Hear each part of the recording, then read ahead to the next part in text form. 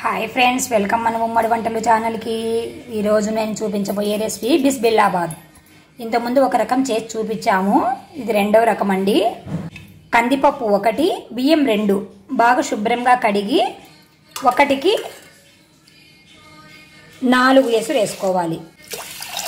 నేను 1 కందిపప్పు 2 బియ్యము అంటే 1.5 గ్లాస్ వేసుకున్నాను. నేను 3, 4, 5, 6 గ్లాసులు ఇలాగా బియ్యంలో ఎసురు వేసుకున్న తర్వాత నేను నైట్ నానబెట్టి పెట్టుకున్నాను శనగలు, బఠానీలు. ఇవి శుభ్రంగా ఒకసారి కడిగి పెట్టుకున్నాను.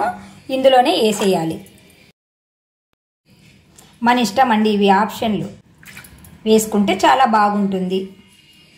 అలాగే తరిగి పెట్టుకున్న ఆలుగడ్డ, అలాగే తరిగి పెట్టుకున్న టమాటా, తరిగి పెట్టుకున్న ఆనియన్ పీసెస్ ఇందులో వేసేసి కొంచెం పసుపు వేసేసి కుక్కర్లో పెట్టుకొని 4 విజిల్లు రానిచ్చుకోవాలి.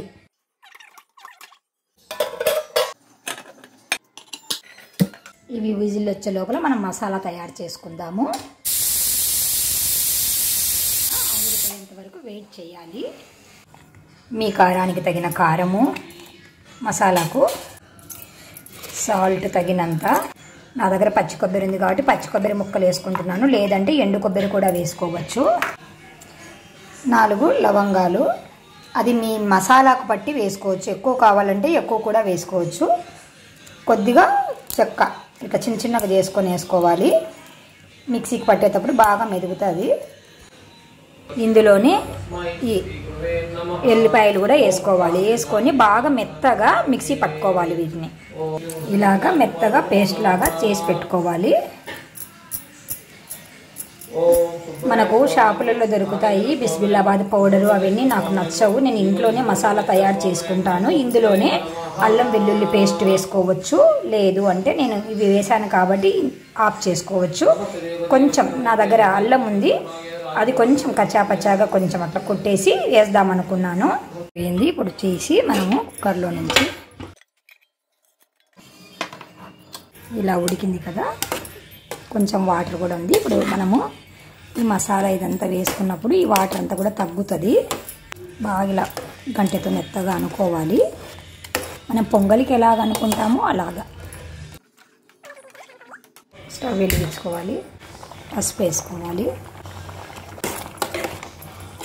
ఒక మారు పసుపు వేసాక కలబెట్టుకోవాలి. మనం ముందుగా మిక్సీకి పట్టి పెట్టుకున్నాం కదా, ఆ పేస్ట్ అంతా కూడా ఇందులోనే వేసి బాగా కలుపుకోవాలి. బాగా కలబెట్టుకోవాలి. దీన్ని మసాలా అంతా బాగా పడుతుంది, ఉడకాలి. కొంచెం పచ్చి వాసన అంతా పోయి ఈ మసాలా అంతా పట్టాలి. చాలా చాలా బాగుంటుందండి.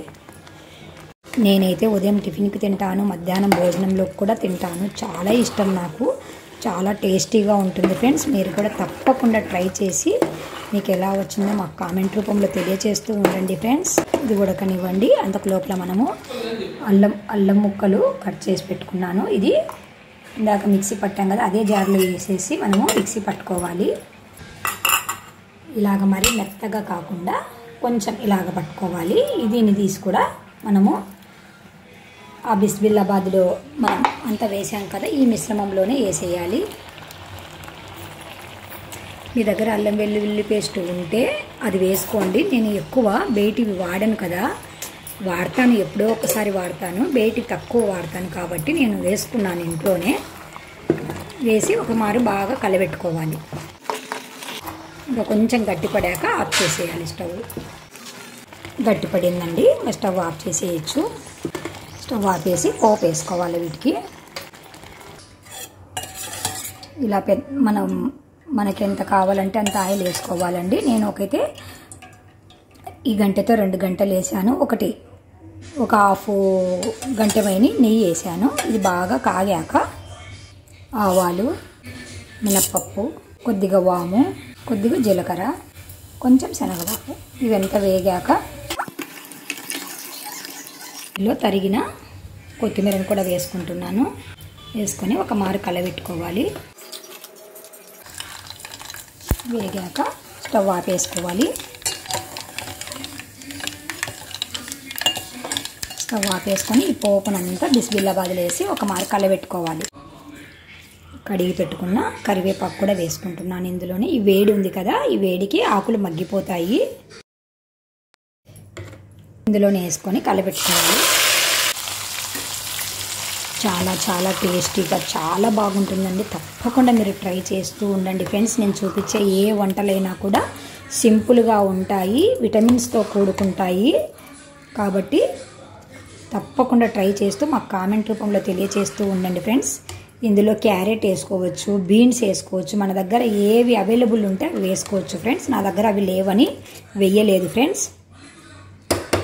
అంతే ఫ్రెండ్స్, చాలా చాలా ఈజీ ఫ్రెండ్స్. తప్పకుండా ట్రై చేస్తూ ఉండండి ఫ్రెండ్స్. మా ఛానల్ని మీరు ఆదరిస్తూ ఉండండి ఫ్రెండ్స్. By bye friends.